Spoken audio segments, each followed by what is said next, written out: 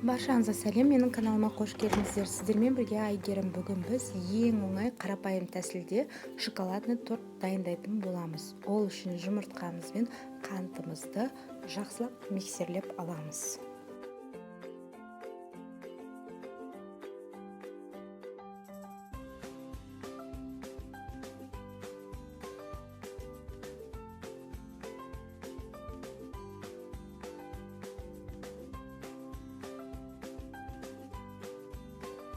Жұмыртқамыз осылай көпіргеннен кейін бөлме температурасындағы сары майымызды саламыз және сүтімізді құямыз.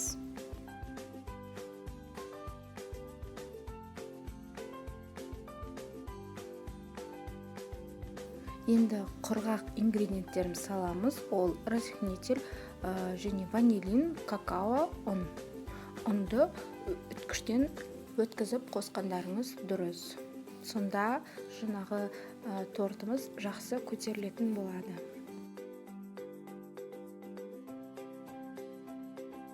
Міне біздің массамыз осылай болуы тиіс. Қызып тұрған пешке 180 градуста 30-40 минутта пісіріп аламыз. Пышақтың көмегімен осылай 3 бөлікке бөліп алдым және крем дайындайтын боламыз. Сол үшін кілегейімізді, жаңағы сүзбелі ірімшігімізді қант ұнтағын салып жақсылап миксерлейміз. Және миксерлеп болғаннан кейін міне біздің кілегейіміз осылай ыдысымыз төңкерген кезде ақпауы тиіс, сонда тортта жақсы тұрады деген сөз. Және шоколадымызды қосамыз, себебі бізде шоколадный торт.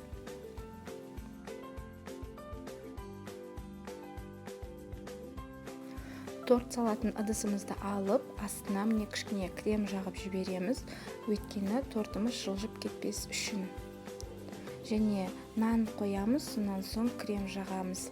Солай қатарымен 3 бөлікті қойып шығамыз.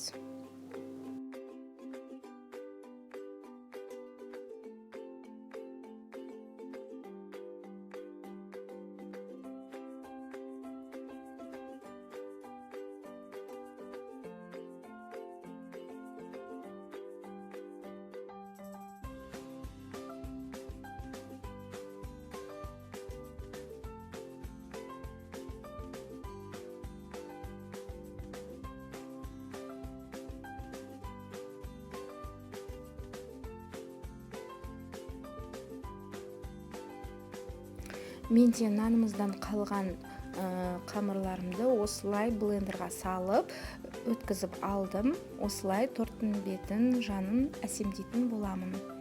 Тортты бірден жеуге болады, немесе 2 сағатқа холодильникке салып қойған дұрыс. Мен де холодильникте 2 сағаттан астам уақыт тұрды. Міне видеода көріп тұрғаныңыздай торт өте нәзік кесіледі. Және дәмі сондай өте ерекше тәтті болды. Сіздерге де жасап көруге кеңес беремін.